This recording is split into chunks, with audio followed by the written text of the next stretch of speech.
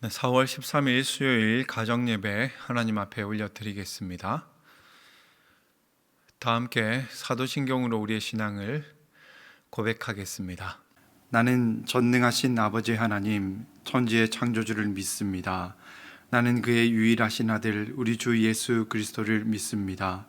그는 성령으로 잉태되어 동정녀 마리아에게서 나시고 본디오 빌라도에게 고난을 받아 십자가에 못 박혀 죽으시고 장사된 지 사흘 만에 죽은 자 가운데서 다시 살아나셨으며 하늘에 오르시어 전능하신 아버지 하나님 우편에 앉아 계시다가 거기로부터 살아있는 자와 죽은 자를 심판하러 오십니다. 나는 성령을 믿으며 거룩한 공교회와 성도의 교제와 죄를 용서받는 것과 몸의 부활과 영생을 믿습니다. 아멘. 오늘 우리가 고백할 찬양은 이 땅 위에 오신입니다.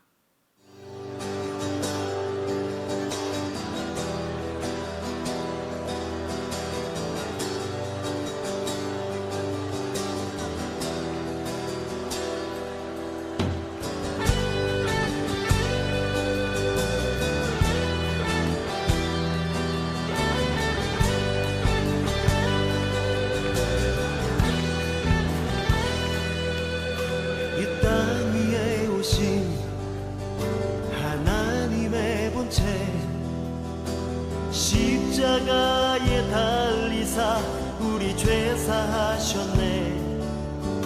하나님이 그를 지극히 높여 모든 이름 위에 뛰어난 이름을 주사 우리 예수 이름 앞에 절하고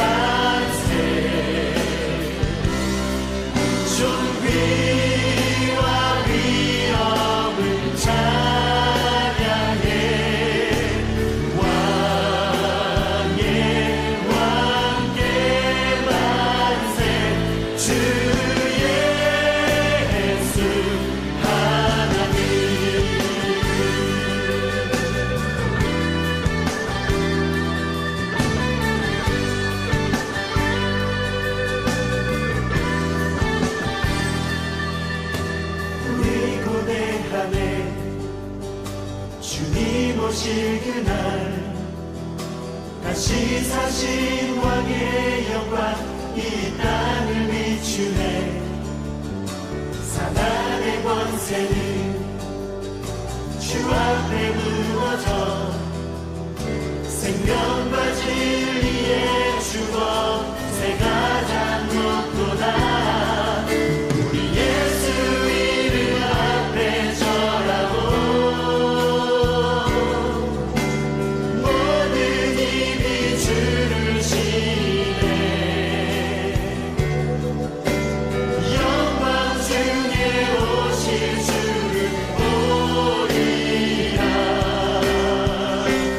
선포해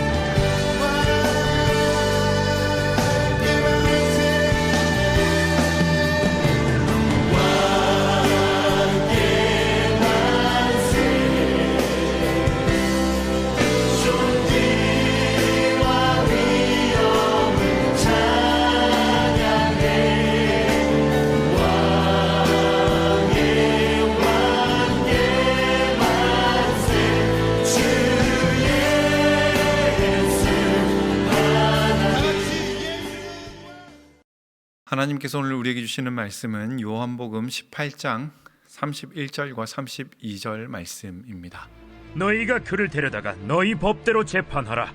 유대인들이 이르되 우리에게는 사람을 죽이는 권한이 없나이다. 이는 예수께서 자기가 어떠한 죽음으로 죽을 것을 가리켜 하신 말씀을 응하게 하려 함이로라. 여러분, 예수 그리스도의 십자가가 어떻게 우리의 죄의 문제를 해결할 수 있는가? 왜 우리가 예수 그리스도를 믿어야 죄사함을 받고 구원을 얻을 수 있는가? 이런 질문들이 우리에게 있습니다. 오늘 말씀을 보시면은 자신을 찾아온 유대인들에게 빌라도가 예수를 너희의 법대로 처리하라고 그렇게 이야기하고 있습니다. 이에 대해서 유대인들은 자신들에게는 사람을 죽이는 권한이 없다라고 그렇게 반론을 제시하는 것을 볼 수가 있습니다. 근데 사실 여러분, 이 말은 사실이 아닙니다. 우리가 대표적으로 성경에서 스데반의 죽음만 보더라도 유대인들이 원한다고 한다면은 돌을 던져서 사람을 죽이는 것이 얼마든지 가능했다라고 하는 것을 우리가 스데반의 순교의 장면을 통해서 분명히 알 수가 있습니다. 그럼에도 불구하고 유대인들이 자신들의 종교법으로 예수님을 죽이는 것이 단순히 예수님을 죽이는 것이 목적이었다고 한다면 예수님을 언제든지 얼마든지 처형할 수 있었음에도 불구하고 굳이 빌라도를 찾아와서 예수를 십자가에 못 박아야 한다라고 이렇게 소동을 일으키는 그 이유가 무엇인가라고 하는 그런 질문을 해볼 수가 있습니다. 여러분, 그 핵심적인 이유는 뭐냐면 바로 예수님이 하나님의 사람이 아니라 사실은 예수는 하나님께 저주받은 사람이다라고 하는 것을 온 천하에 공포하기 위함이었습니다. 신명기 21장 23절에 보면 이런 말씀이 있습니다. 나무에 달린 자마다 하나님의 저주를 받았다라고 하는 그런 말씀이 있습니다. 유대인들이 예수님을 굳이 십자가형에 처하고자 했던 이유는 이 신명기의 말씀을 인위적으로 강제적으로 성취시키기 위한 그 목적이라고 할 수 있습니다. 그래서 단순히 예수님의 목숨을 빼앗는 것, 그것을 넘어서서 예수가 하나님의 사람이 아니라 하나님께 저주받은 인물이다라고 하는 것을 사람들에게 알리고 각인시키기 위해서 일부러 이 상황을 연출한 것이다라고 할 수가 있겠습니다. 이건 어떤 의미냐면 단지 예수님의 목숨을 빼앗는 것만으로는 성에 차지 않고 예수님이 행하셨던 모든 가르침과 예수님의 모든 사역들을 한순간에 폐기시키는, 매장시켜버리는 그런 효과를 원했다라고 하는 것입니다.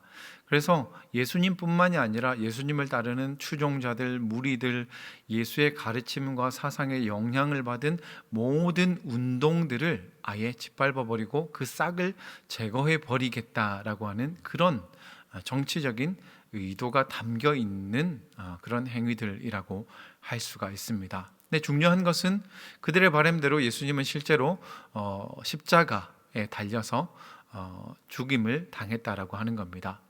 우리가 여러분 생각할 때에 일반적으로 십자가라고 하면 십자가의 모양을 많이 생각하죠. 그래서 십자가의 어떤 수직적인 차원들, 그 다음에 수평적인 차원들에 대해서 우리가 묵상을 하고 어떤 이야기를 나눌 때도 있는데, 십자가는 모양도 중요하지만 사실 십자가에서 중요한 또 한 가지는 십자가의 재질입니다. 십자가는 바로 나무로 만들어졌다라고 하는 겁니다.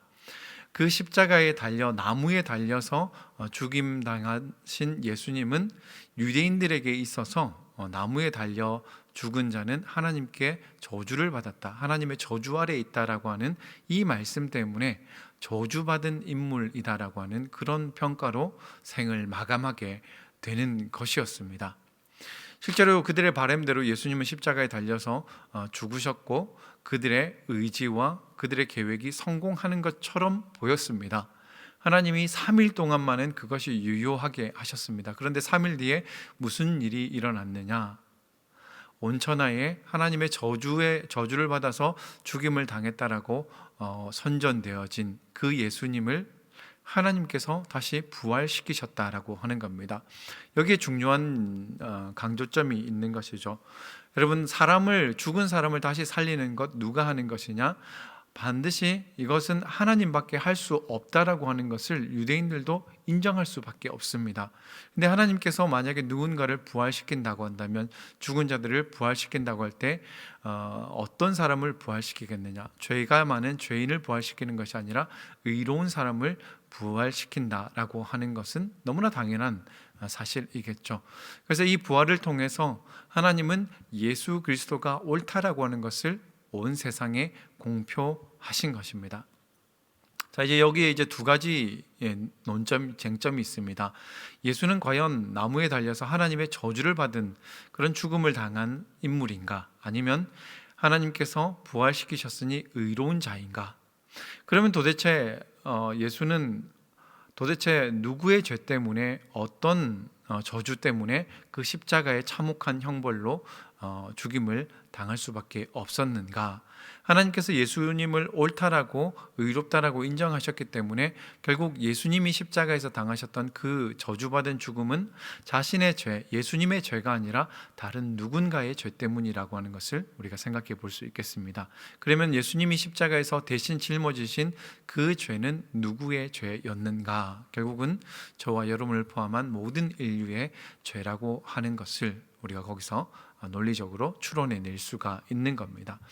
그래서 여러분, 그런 예수님이기 때문에 바로 예수님의 십자가가 우리의 죄를 대신한 십자가이고 죽음이고, 또 예수님이 그 죽음 가운데서 부활하셨기 때문에 그 예수 그리스도를 믿는 자들마다 죄 사함의 은총을 입을 수 있는 것이고 영원한 생명, 구원에 참여할 수가 있는 겁니다.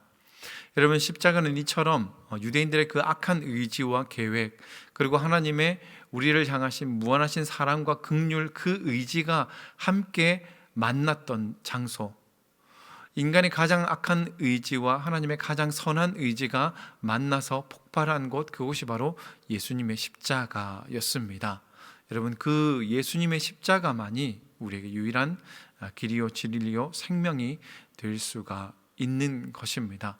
그래서 누구든지 그 예수 그리스도의 십자가를 바라보고 그 십자가를 고백하는 사람, 그리고 인간의 어떤 악한 의도와 계획이 있을지라도 그 모든 것들을 바꿔서 선을 이루시고 하나님의 뜻을 이루실 수 있는 그 놀라우신 하나님의 은총을 믿는 자들마다 하나님의 자녀가 되고 구원을 얻을 수가 있는 겁니다. 여러분, 사순절 이 한 주간에 사순절 그것도 그 중에 특별히 고난 주간, 이 한 주간에 우리가 이 예수님의 십자가의 의미를 다시 한번 깊이 새겨보며 묵상할 수 있는 그런 은혜가 있기를 간절히 소망합니다. 나눔 질문에 대해서 말씀드리겠습니다.